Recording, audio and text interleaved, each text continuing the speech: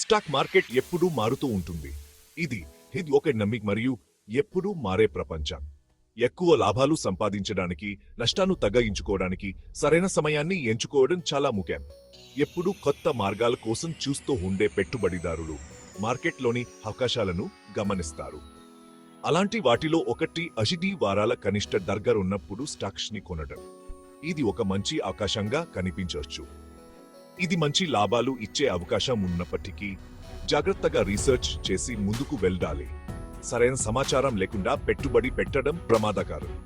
ఈ వీడియోలో 10 వారాల కనిష్ట ధర దగ్గర ఉన్నప్పుడు ని ఎలా ఎంచుకోవాలో 3 కంపెనీల ఉదాహరణలతో విశ్లేషిస్తాము. ఈ ఉదాహరణలు మీకు సహాయపడతాయి. అలాగే ఈ స్ట్రాటజీలో ఉన్న లాభాలు, నష్టాల గురించి కూడా చర్చిస్తాము. ఇది మీ పెట్టుబడులకు ఒక సమగ్ర దృక్పథాన్ని ఇస్తుంది. 10 వారాల కనిష్ట ధర దగ్గర ఉన్నప్పుడు స్టాక్స్ ని కొనడం ఆకర్షణీయంగా అనిపించవచ్చు. ఇది తక్కువ ధరకే కొనడం లాగా ఉంటుంది. తక్కువ ధరకే కొనలాగా ఉంటుంది. కానీ ఇది నిజంగా మంచి పెట్టుబడిగా మారుతుందా అనేది ప్రశ్న. కానీ స్టాక్స్ ఆ ధరకు ఎందుకు ట్రేడ్ అవుతున్నాయో అర్థం చేసుకోవడం ముఖ్యం. ఇది చాలా కీలకం. దీనికి కారణం కంపెనీలోని సమస్యలు లేదా మార్కెట్ సంబంధించిన కారణాలు కావచ్చు. ఈ అంశాలు గమనించడం చాలా ముఖ్యం. కాబట్టి పెట్టుబడి పెట్టే ముందు రీసెర్చ్ చేసుకోవడం చాలా ముఖ్యం. సరైన సమాచారం మరియు విశ్లేషణతో మాత్రమే మీరు విజయవంతం అవుతారు. గత సంవత్సరంలో ఒక స్టాక్ ట్రేడ్ అయిన అతి తక్కువ ధరనే 10 వారాల కనిష్ట ధర అంటారు. ఇది మార్కెట్లో ఆ స్టాక్ పట్ల ఉన్న నమ్మకాన్ని ప్రతిబింబిస్తుంది. ఈ కొలమానం ఆ కంపెనీ పట్ల మార్కెట్లో ఉన్న అభిప్రాయాన్ని అర్హం చేసుకోవడానికి సహాయపడుతుంది. ఇది పెట్టుబడిదారులకు ఆ స్టాక్ పట్ల ఉన్న సెంటిమెంట్ ను అంచనా వేయడానికి ఉపయోగపడుతుంది. ఆ స్టాక్ అండర్ వాల్యూడ్ అయి ఉండొచ్చని కూడా ఇది సూచిస్తుంది. అంటే మార్కెట్లో ఆ స్టాక్ యొక్క నిజమైన విలువ కంటే తక్కువగా ట్రేడ్ అవుతుందని భావించవచ్చు. అయితే 10 వారాల కనిష్ట అనేది కేవలం ఒక డేటా పాయింట్ మాత్రమే అని గుర్తుంచుకోవాలి. ఇది పెట్టుబడి నిర్ణయాలకు ఒకే ఆధారం కాకూడదు. పెట్టుబడి నిర్ణయాలు తీసుకునేందుకు ఇది మాత్రమే ఆధారం కాకూడదు. ఇతర అంశాలను కూడా పరిగణనలోకి తీసుకోవాలి. 10 వారాల కనిష్ట ధర దగ్గర ఉన్నప్పుడు స్టాక్ లో పెట్టుబడి పెట్టే ముందు పలు అంశాలను పరిగణలోకి తీసుకోవాలి.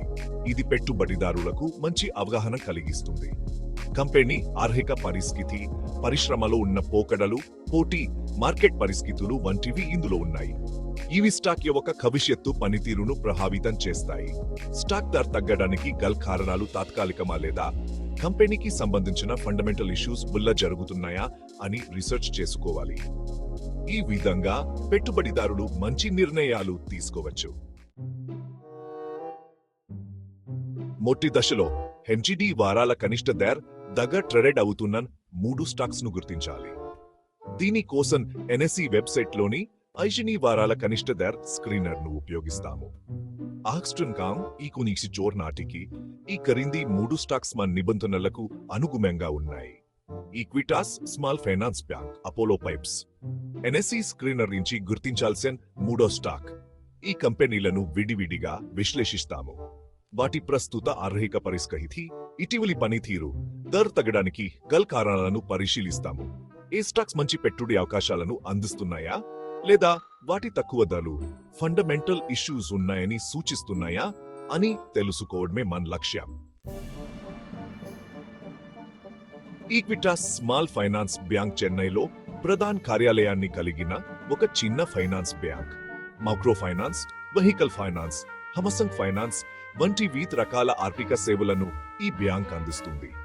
ఆగస్టు జింగావును ఈ కొనిక్షి నాటికి ఈక్విటాస్ స్మాల్ ఫైనాన్స్ బ్యాంక్ దాని ఈ 10 వారాల కనిష్ట ధర దగ్గర ప్రస్తుత ట్రేడ్ అవుతోంది. ఈక్విటాస్ స్మాల్ ఫైనాన్స్ బ్యాంక్ ప్రస్తుత విలువను ప్రభావితం చేసే అనేక అంశాలు ఉన్నాయి.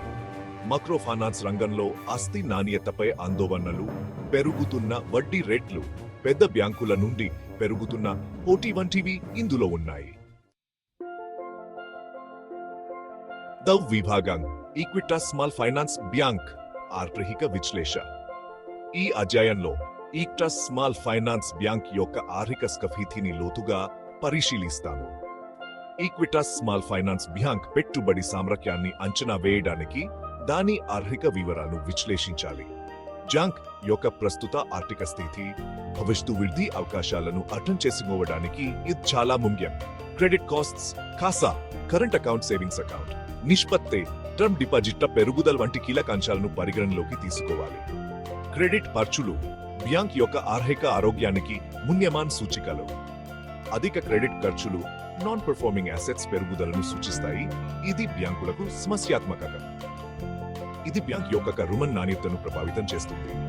బ్యాంకులు తక్కువ వడ్డీతో డిపాజిట్లను ఆకర్షించగల సామర్థ్యాన్ని ఇది సూచిస్తుంది.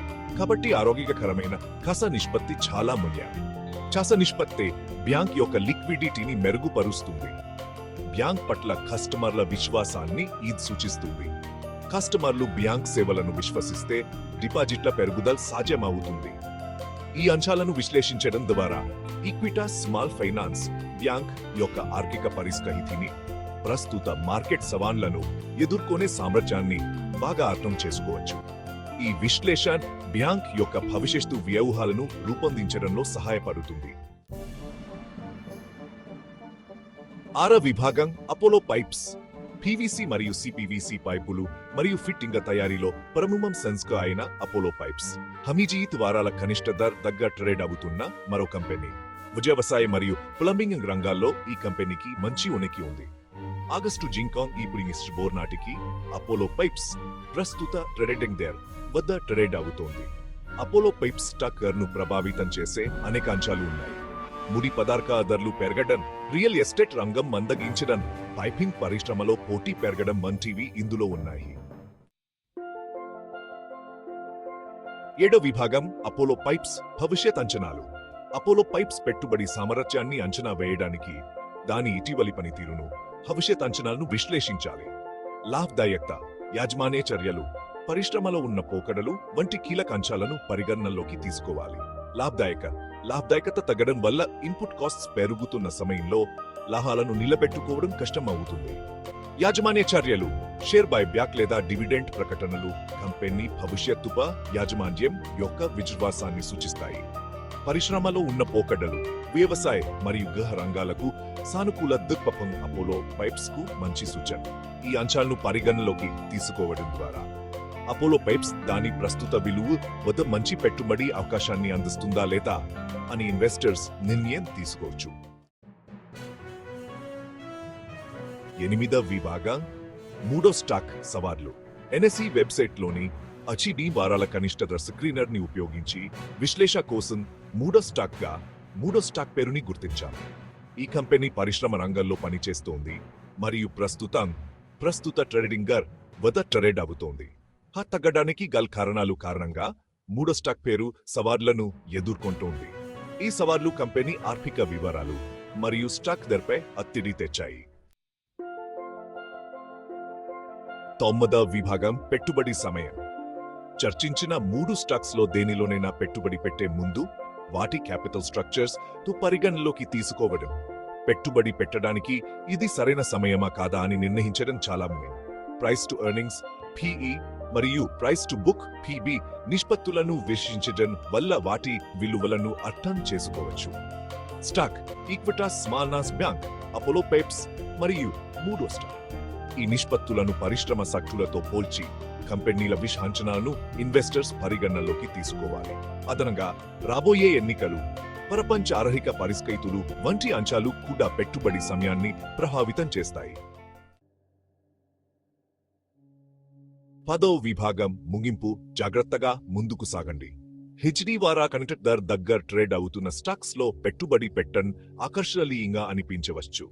అయితే ఈ స్టాక్స్ తక్కువ ధరకు ట్రేడ్ అవ్వడానికి కారణాలు ఉంటాయని గుర్తుంచుకోవడం చాలా ముఖ్యం. పెట్టుబడి నిర్ణయాలు తీసుకునే ముందు రీసెర్చ్, ఆర్థిక విశ్లేషణ, కంపెనీల బిజినెస్ గురించి అవగాహన చాలా అవసరం. తక్కువ ధరకే దొరుకుతుందని పెట్టుబడి పెడితే నష్టపోయే అవకాశం ఉంది. ఎల్లప్పుడూ ఆర్థిక సలహాదారుని సంప్రదించి మా రిస్క్ టాలరెన్స్ మరియు పెట్టుబడి లక్ష్యాల ఆధారంగా సమాచారంతో నిర్ణయాలు తీసుకోండి.